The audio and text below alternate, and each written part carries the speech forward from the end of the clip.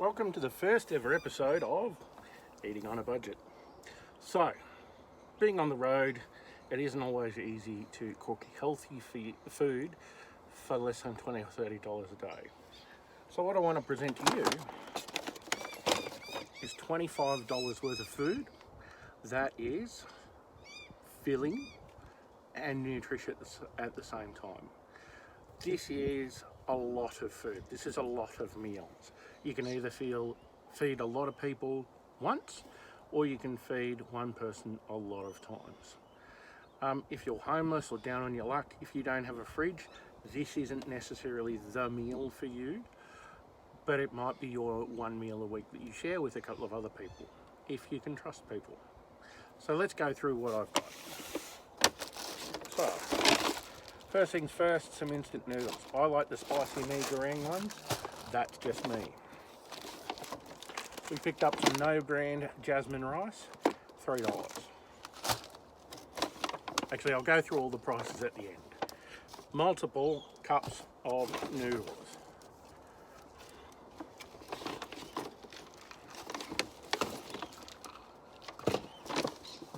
Okay, we have a can of corn kernels.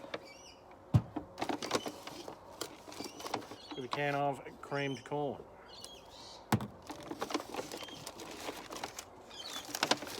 Some smoked bacon bones, $2.25. I don't think you can see that in the video, but $2.25. That'll give a lot of flavour to our food. One sweet potato. It wasn't cheap, totally optional. And a soup kit. If you don't want to buy it as a kit, you can buy it individually. There is a couple of potatoes, some celery, a parsnip, a swede, carrots, and a brown onion, or as the Americans call it, a sweet onion. And here's my treat. It's a little bit of yogurt, banana yogurt. Good for the probiotics. So you say, how the hell are you going to make this feed a bunch of people for a couple of days? And that's because of the pasta rice noodles that you can put with it, is you can really make this go a lot further. If you've got leftover meat, a roast chicken, something like that, you can really add protein to it. Or if you don't have that, I'm sure I've got them in here.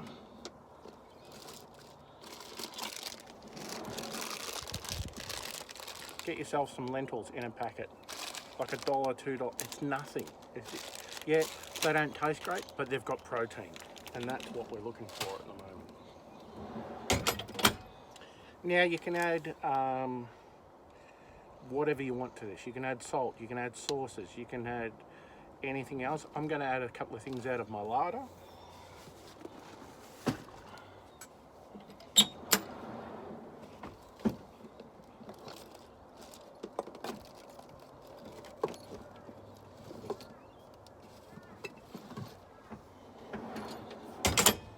So what I'm adding to get even more vegetables is crushed tomatoes. Depending on your flavour taste, coconut cream, great filler, like 90 cents a can. Doesn't add heaps of flavour, but it certainly adds some nutrition to what you're doing. Let's go through the steps.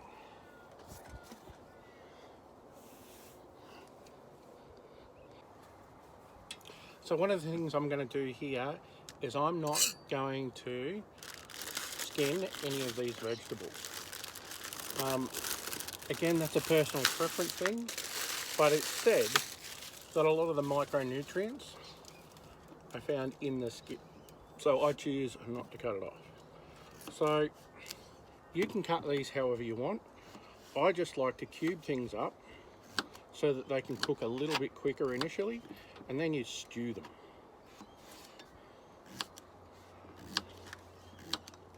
You can see no special equipment here, no special anything, no special pots, no special nothing.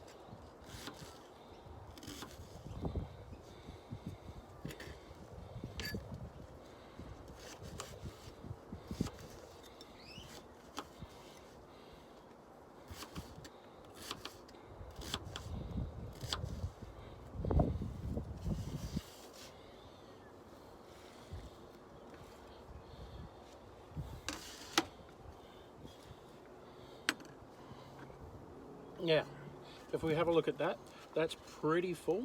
I'm not going to add these vegetables. I think that's enough for this recipe. So we'll throw them in the fridge for later on. I'll be back with you in a minute.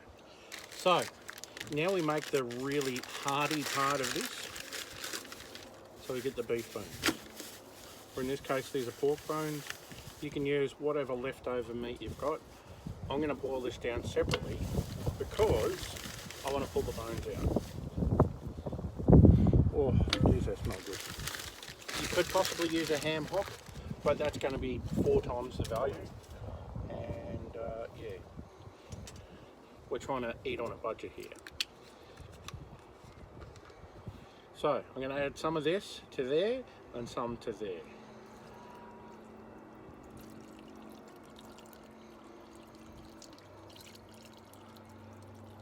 And you can see I've basically covered the bones.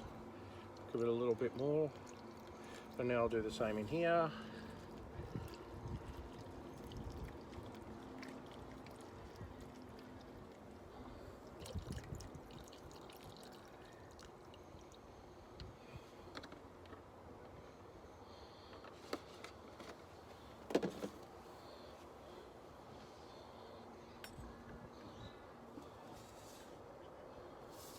So this I'm going to boil for about 20 minutes, half an hour on the fire, and this I'm going to do the same. But before I do this, I'm going to add the tomatoes because I want them to boil down a little and reduce their acidity. And they'll become a lot sweeter. Now, something I'm going to do with the corn to get a little bit of extra goodness and a bit of bulk out of it is corn has a lot of juice in the can. Why waste it? So let's at least cook with it. It's not something you're going to drink a glass of, but there's a bit of liquid in there.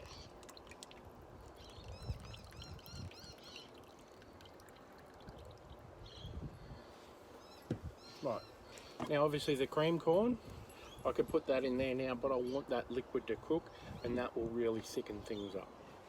So I'll be back with you. So, I like to use these butane stoves because they're so handy, they don't take a lot of filling up. You add a cartridge, close the thing, and there's a little lock that you press here, and then they light themselves. Disadvantages, these do not operate when the temperature is anywhere near freezing. Even a few degrees above freezing. If these can't cool themselves down, if this can't get cold and let that coolness off, it'll just piddle down to nothing and turn itself off eventually. So, if you're in America or Canada, you really do keep that in mind.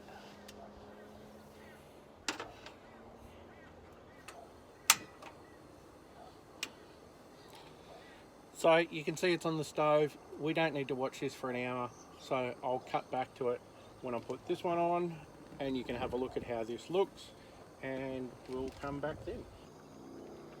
So this is a recipe that I love to do when I'm camping, and the reason for that is you can put this into a camp oven and just have it slow cooking on the fire all day. It doesn't have to sit right on top, it can sit right next to it and just bubble away, and all those micronutrients and goodness will just break down into a liquid that really is absorbed by the body.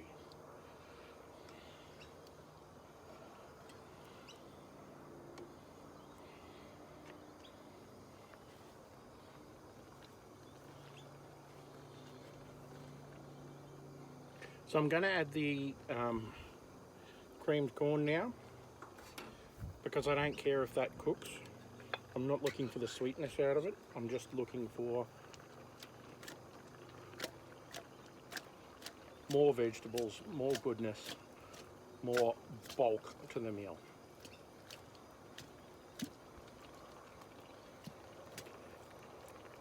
Does it look appetizing? Yeah, no. But when I was a kid, we used to eat cream corn on toast and think we were kings. And you can see that thickens things up quite considerably, and that's one of the reasons I don't put it in early on, just because I like that liquid to be able to really boil itself silly.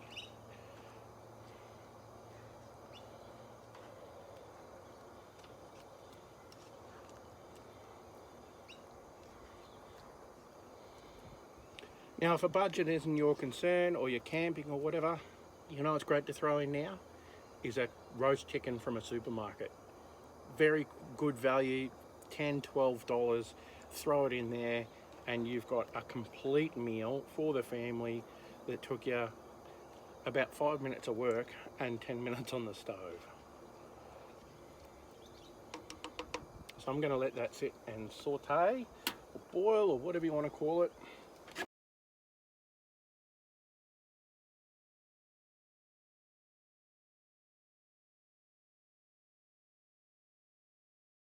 So the wind's come up a bit, so I've changed my angle.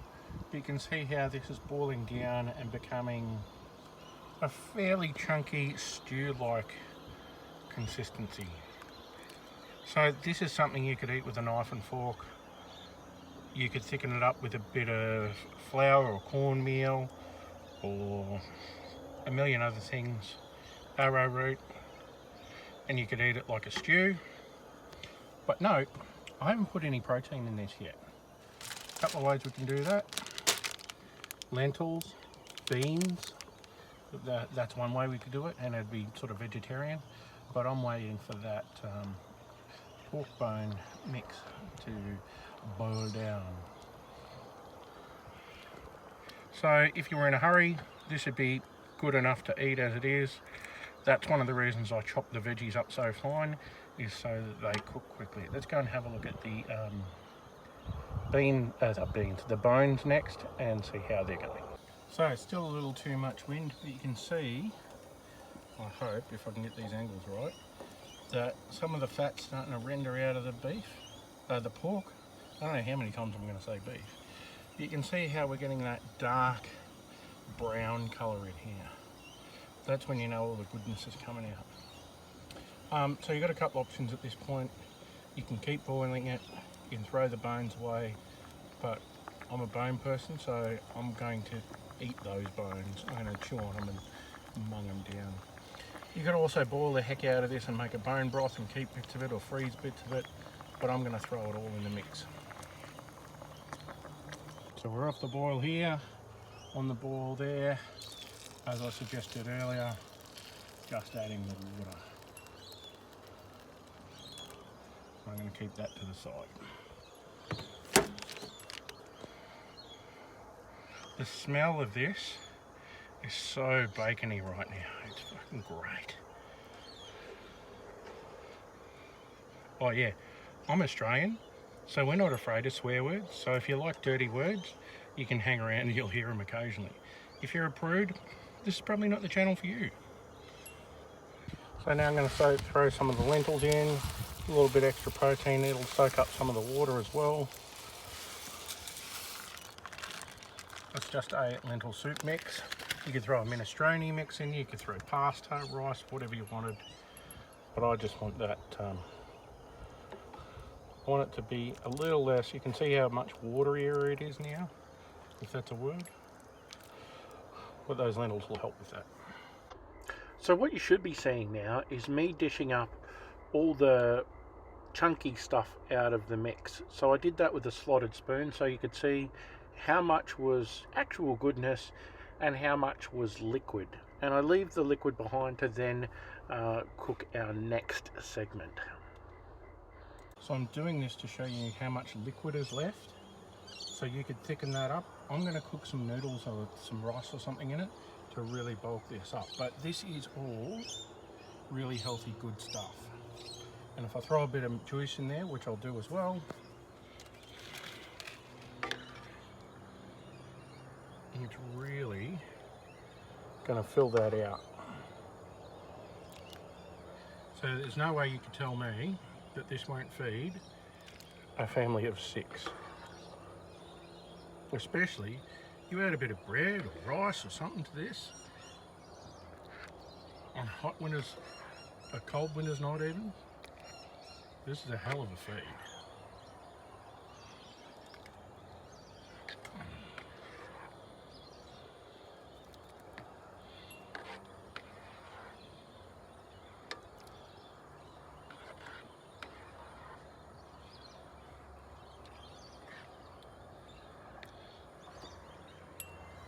So that's a lot of food. Add some rice, add a bit of meat, and we're laughing. So I'm just throwing a noodle cake in there. It'll soak up most of that water. Then I'll toss that back in, and the bits of meat I ripped off the bones, and I'm going to have a hearty dinner. Don't feel like this is a recipe that you have to follow. If there's a step you don't like, don't follow it. This is a guide. Come up with your own ideas, your own versions. Go nuts. So this pack of noodles with the flavour sachets cost me less than $1. I think it was $4 for the 5 of them. But you can pick these up for about 50 cents each without a flavour packet.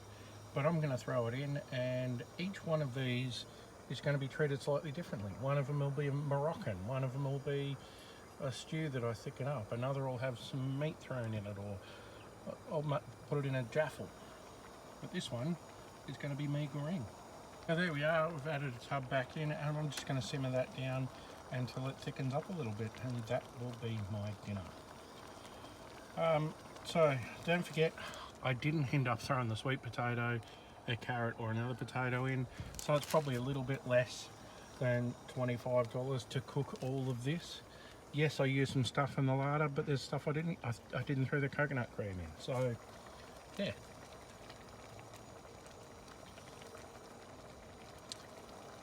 Food fit to feed an army.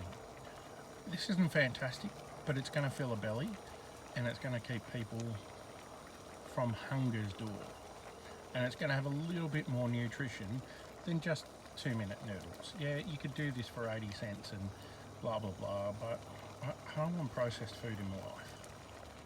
Well, not too much anyway. About 45 minutes to do all this. It's not very laborious. I've enjoyed watching the sunset while it's happening, and had a great time. I'll see you on the next one. Have fun eating on a budget.